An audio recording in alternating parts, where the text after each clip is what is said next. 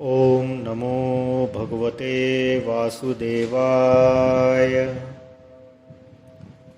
श्रीमद् भागवत महापुराण चतुर्थ अध्याय।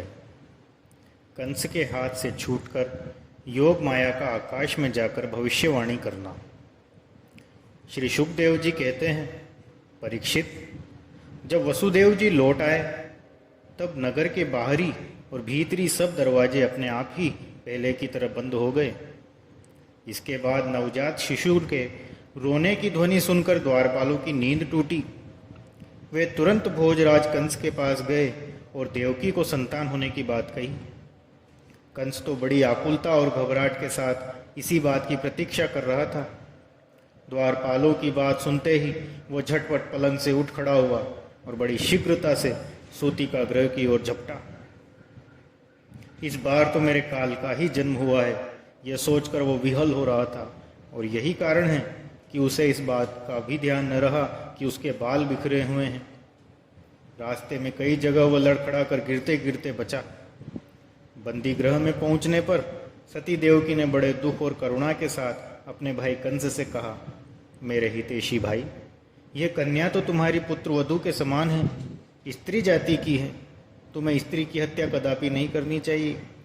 भैया, तुमने देववश मेरे बहुत से अग्नि के समान तेजस्वी बालक मार डाले, अब केवल यही एक कन्या बची है, इसे तो मुझे दे दो। अवश्य ही मैं तुम्हारी छोटी बहन हूँ, मेरे बहुत से बच्चे मर गए हैं, इसलिए मैं अत्यंत दीन हूँ।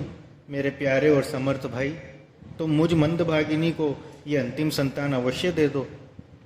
श्री शुकदेव जी कहते हैं, परीक्षित, कन्या को अपनी गोद में छिपाकर देवकी जी ने अत्यंत दीनता के साथ रोते रोते याचना की, परंतु कंस बड़ा दुष्ट था।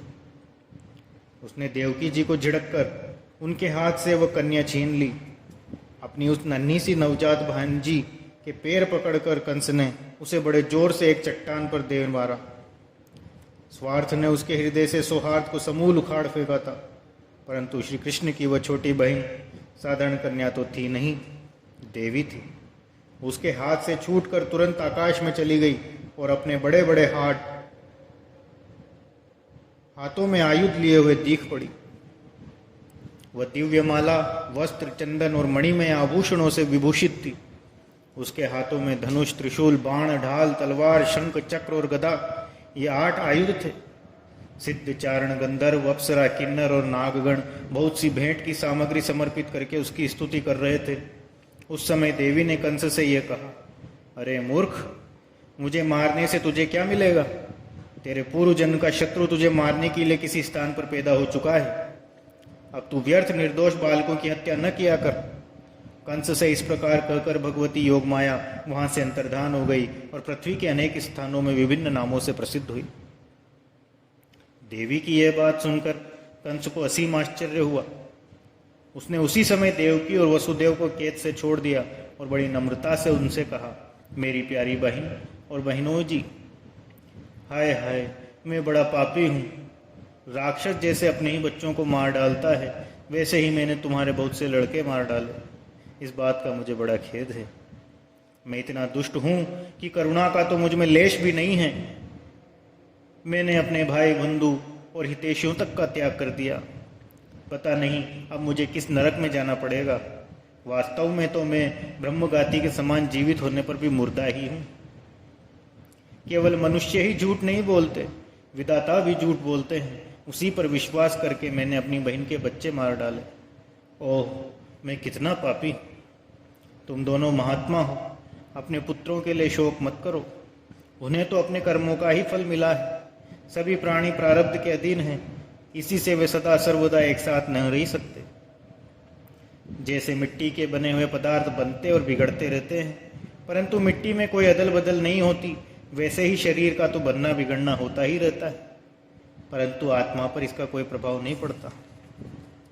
मेरी ये दुष्टता तुम दोनों क्षमा करो, क्योंकि तुम बड़े ही साधु स्वभाव और दीनों के रक्षक हो। ऐसा कहकर कंस ने अपनी बहन देवकी और वसुदेव जी के चरण पकड़ लिए। परीक्षित, जब वसुदेव और देवकी ने इस प्रकार प्रसन्न होकर निष्कपट भाव से कंस के साथ बातचीत की, तब उनसे अनुमति लेकर वो अपने महल में चला गया। वह रात्रि बीत जाने पर कंस ने अपने मंत्रियों को बुलाया और योग माया ने जो कुछ कहा था वह सब उन्हें कह सुनाया। कंस के मंत्री पूर्णतया नीति निपुण नहीं थे। दैत्य होने के कारण स्वभाव से ही वे देवताओं के प्रति शत्रुता का भाव रखते थे। अपने स्वामी कंस की बात सुनकर वे देवताओं पर और भी चिढ़ गए और कंस से कहने लगे, भोजराज, यदि ऐसी बात है तो हम आज ही बड़े बड़े नगरों में, छोटे छोटे गांवों में, अहीरों की बस्तियों में और दूसरे स्थानों में जितने बच्चे हुए हैं वे चाहे 10 दिन से अधिक हों या कम के, सबको आज ही मार डालेंगे। समर भीरु देवगण युद्धोद्योग करके ही क्या करेंगे? वे तो आपके धनुष की टंकार सुनकर ही सदा सर्वदा घबराए रहते हैं। जिस समय युद्ध भूमि में आप चोट पर चोट करने लगते हैं, बाण वर्षा से घायल होकर अपने प्राणों की रक्षा के लिए समरांगण छोड़कर देवता लोग पलायन परायण होकर इधर उधर भाग जाते हैं। कुछ देवता तो अपने अस्त्र शस्त्र जमीन पर डाल देते हैं और हाथ जोड़कर आपके सामने अपनी दीनता प्रकट करने लगते हैं।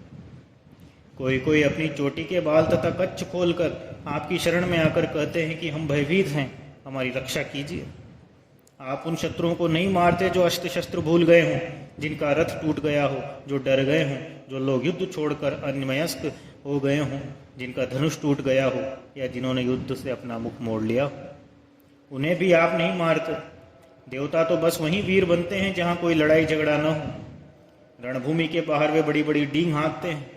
उनसे तथा एकांतवासी विष्णु, वनवासी शंकर, अल्पवीर्य इंद्र और तपस्वी ब्रह्मा से भी हमें क्या भय हो सकता है?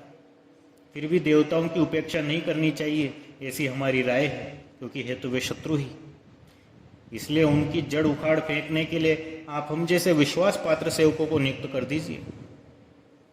जब मनुष्य के शरीर में रोग हो जाता है और उसकी चिकित्सा नहीं की जाती, उपेक्षा कर दी जाती है, तब रोग अपनी जड़ जमा लेता है और फिर वह असाध्य हो जाता है।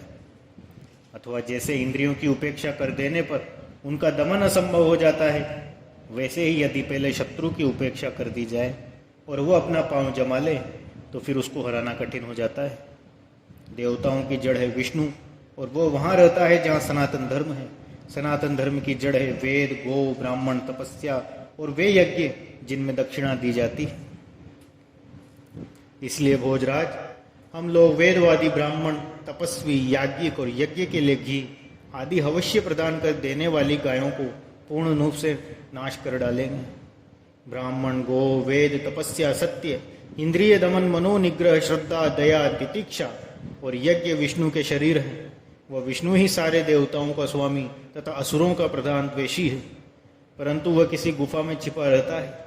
महादेव, ब्रह्मा और सारे देवताओं की जड़ वही है।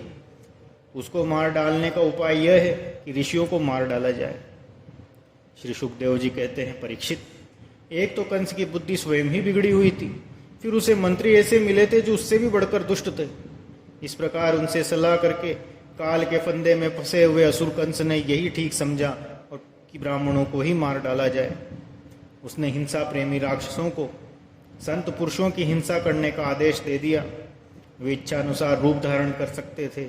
जब वे इधर उधर चले गए तब कंस ने अपने महल में प्रवेश किया। उन असुरों की प्रकृति थी रजोगुणी। तमोगुण के कारण उनका चित्त उचित और अनुचित के विवेक से रहित हो गया था। उनके सिर पर मौत नाच रही थी। यही कारण है कि उन्होंने संतों से द्वेष किया। परीक्षित, जो लोग महान संत पुरुषों का अनादर करते हैं, उनका वह कुकर्म उनकी आयु, लक्ष्मी, कीर्ति, धर्म, लोक परलोक, विषय भोग और सबके सब कल्याण के साधनों को नष्ट कर देता है। इस प्रकार श्रीमद् भागवत महापुराण के 10वें स्कंद की चतुर्थ अध्याय की कथा पूर्ण हुई। अगले अंक में 5वें अध्याय का पठन और श्रवण करेंगे। जय श्री कृष्ण।